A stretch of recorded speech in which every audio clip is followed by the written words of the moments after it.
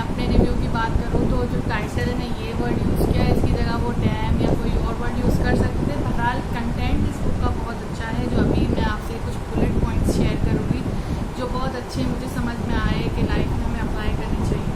ठीक है, सबसे पहली बात तो ये है कि ऑथर कहते हैं कि हम कभी कभार बहुत छोटी छोटी चीज़ों को अपनी लाइफ में बहुत ज़्यादा इंपॉर्टेंस दे देते हैं जो हमें नहीं देनी चाहिए। फॉर एग्जांपल टीवी का रिमोट ख़राब हो जाता है तो हम इसके बारे में इतना परेशान हो जाते हैं कि कैसे ठीक होगा, क्या होगा, कैसे नहीं होगा। तो ये चीज़ें जो ना इतना टाइम या इतना वैल्यू या इतना इम्पोर्टेंस नहीं मांगती एज़ कम्पेयर टू जो है वो दूसरी चीज़ें लाइफ के आपके दूसरे एरियाज़ हो गए, आपके गोल्स हो गए, आपके रिलेशनशिप्स हो गए, वो चीज़ें ज़्यादा इम्पोर्टेंस मांगती हैं, तो उनको आपको ज़्यादा अटेंशन देना चाहिए। दूसरी बात जो ऑथर बहुत अच्छी करते हैं वो ये करते हैं कि the desire for more positive experience is itself a negative experience. इसमें वो ये कहना चाह रहे हैं कि अगर आप बहुत ज़्यादा किसी चीज़ के बारे में परेशान होते हैं कि फॉर एग्ज़ाम्पल मुझे पतला होना है, मुझे अच्छा दिखना है, मुझे बहुत अच्छा दिखना है, तो कभी कभार आप इतना ज़्यादा सोच लेते हैं कि आपको अपना आप अच्छा नहीं लग रहा होता, अपना प्रेजेंट अच्छा नहीं लग रहा होता। तो ठीक है, पॉजिटिव सोचना चाहिए, लेकिन इतना ज़्यादा पॉजिटिविटी की तरफ भी नहीं जाना चाहिए कि बंदा खुद नेगेटिव महसूस करे, क्योंकि जो आपके अंदर जो नेगेटिविटीज़ हैं उसको एक्सेप्ट करना सीखें। जैसे आप हैं आप अपने आप को एक्सेप्ट करें, ठीक है। अच्छा, तो ये बहुत अच्छी बात लगी मुझे इनकी। तीसरा उन्होंने बोला कि ज़िंदगी में failure is very important. For example जब बच्चा शुरू में चलना सीखता है तो ऐसा हो नहीं सकता कि वो एक बार भी ना गिरे, लेकिन उससे फिर वो अपनी गलतियों से सीखता है और आगे जाके जो है ना वो चलना सीखता है। तो इस तरीके से ज़िंदगी के फेलियर से आपको घबराना नहीं चाहिए, बल्कि उससे सीख कर आगे बढ़ना चाहिए। अच्छा, इसके अलावा ऑथर जो है ना वो लिखते हैं कि पेन जो है वो ऐसा नहीं हो सकता कि आपकी लाइफ जो है वो विदाउट पेन हो। आपको सिर्फ चूज़ करना होता है कि आपको किस पेन से गुजरना है अपने गोल तक पहुंचने के लिए। फॉर एग्जांपल अगर मुझे टीचिंग में इंटरेस्ट है तो मुझे पता है कोई भी job is not easy, teaching easy नहीं है। अगर मैं बोलूँ किसी डॉक्टर की जॉब है नॉट ईजी, जज की जॉब नॉट ईजी, लेकिन मैं क्या प्रिफर करूँगी, मैं कौन सा पेन जो है वो मुझे हेल्प। फॉर एग्जांपल मुझे पढ़ाना है एग्जांपल 2 to 3 आवर्स, तो कोई बात नहीं, मुझे टाइम देना होगा, कभी मेरा मूड कैसा होगा, कभी मेरा मूड कैसा होगा, लेकिन मुझे अगर पढ़ाने में मज़ा आता है तो वो पेन मैं बेयर कर लूँगी।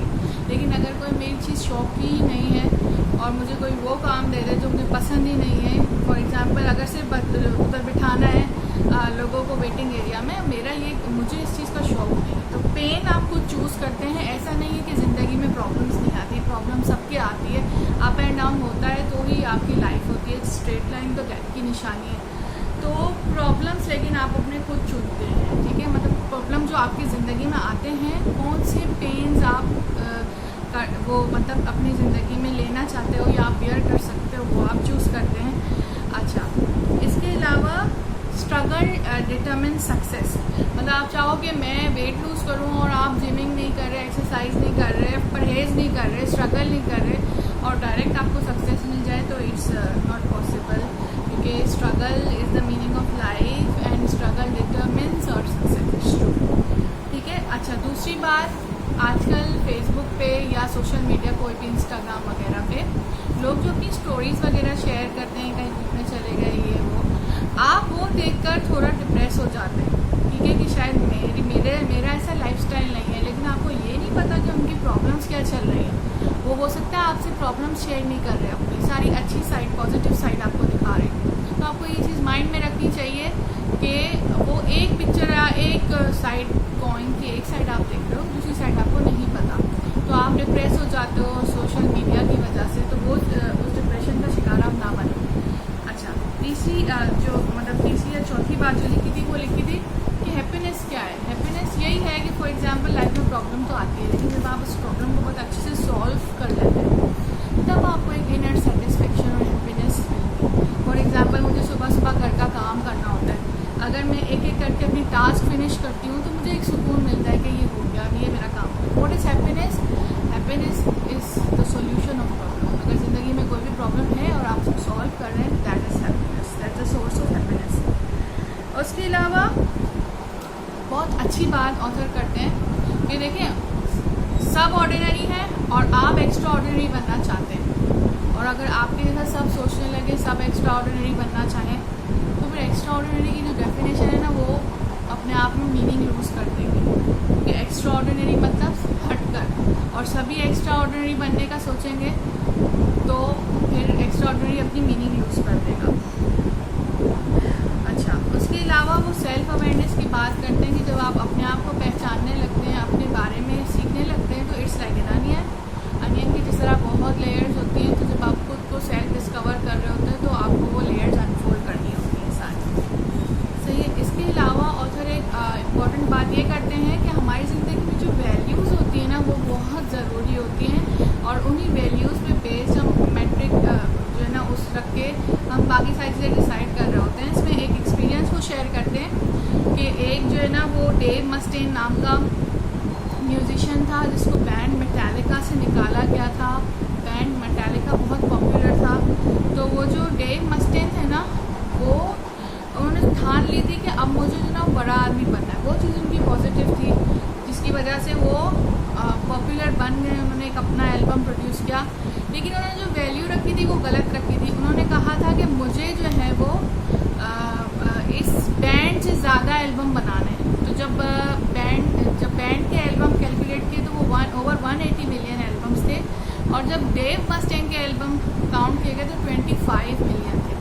हालांकि 25 मिलियन एक बहुत बड़ा अमाउंट है, लेकिन डेव मस्टेन खुश नहीं थे, क्योंकि उन्होंने जो अपनी वैल्यू या मैट्रिक सेट किया था वो क्या सेट किया था कि मुझे इस बैंड मेटालिका से ज़्यादा एल्बम बनाना है, जो शायद इम्पॉसिबल था। तो अगर इसकी जगह वो सिर्फ ये रखते कि मैं एज एन इंडिविजुअल इतने एल्बम्स बना लूँगा, एक टारगेट सेट करते, तो वो ज़्यादा खुश रहते। उन्होंने अपना मैट्रिक या अपनी वैल्यू इस तरह की रखी थी। इसकी जगह एक दूसरे म्यूजिशियन थे जिनका नाम बेस्ट था, पीट बेस्ट, और उनको भी एक बैंड से निकाला गया था और बहुत सीवियर डिप्रेशन में वो चले गए थे। लेकिन जब उनकी शादी हुई, उनके बच्चे हुए, तो उनकी वैल्यूज़, उनका मैट्रिक चेंज हो गया, और वो उनकी खुशी में अपनी खुशी महसूस करते थे। और वो उनके भी मतलब उन्होंने भी बहुत स्ट्रगल किया, कामयाब भी हुए, लेकिन उन्होंने वैल्यू वो या मैट्रिक वो नहीं बनाया कि मुझे इससे आगे जाना है, मुझे उससे आगे जाना है।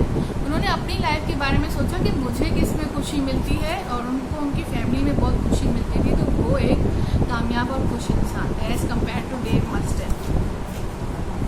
इसके अलावा वो अपनी बुक में लिखते हैं कि with great responsibility comes great power. कि लोग ऐसे सोचते हैं कि अगर with great power comes great responsibility, अगर आपके पास पावर ज़्यादा है तो आपके पास रिस्पॉन्सिबिलिटी ज़्यादा है। ये तो ट्रू है, लेकिन अगर आप रिस्पॉन्सिबिलिटी ज़्यादा लोगे तो खुद को पावरफुल महसूस करोगे।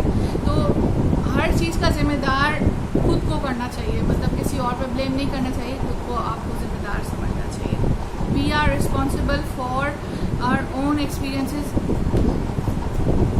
अच्छा, अब कहते हैं कि कुछ एक्सपीरियंसेस ऐसे होते हैं जिसके लिए हम लोग जो है ना वो हमारा फॉल्ट नहीं होता, लेकिन रिस्पॉन्सिबल हम ही होते हैं। फॉर एग्जांपल, अगर आप सुबह दरवाज़ा खोलते हो, वहाँ पे बेबी पड़ा हुआ है, ठीक है, आप सोचते हो अब मुझे क्या करना है। अब फॉल्ट किसी और का है कि वो बेबी आपके दरवाजे पे छोड़ कर गए, लेकिन आप उस बेबी के साथ क्या करते हो, आप उसको अडॉप्ट कर लेते हो, आप पुलिस में जाते हो, या आप उसको उधर ऐसे ही रहने देते हो, बेबी को कुछ नहीं करते हो उसका। That's your responsibility.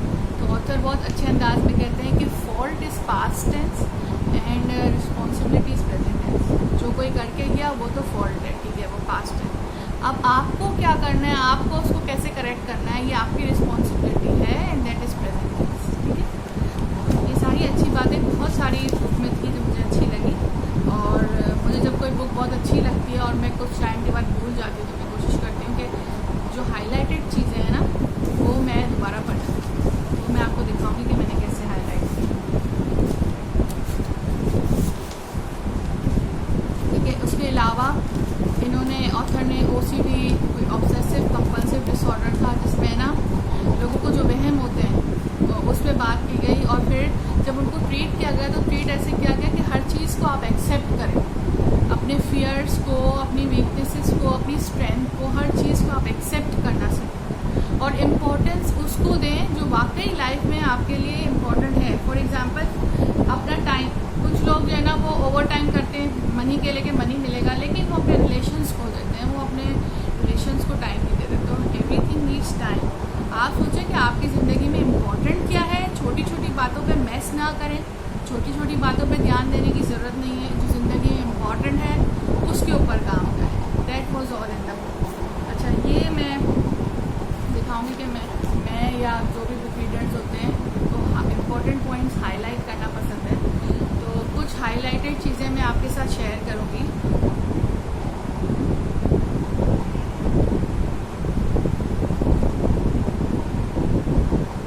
The more we choose to accept responsibility in our lives, the more power we will exercise over our lives. Accepting responsibility for our problems is thus the first step to solving them.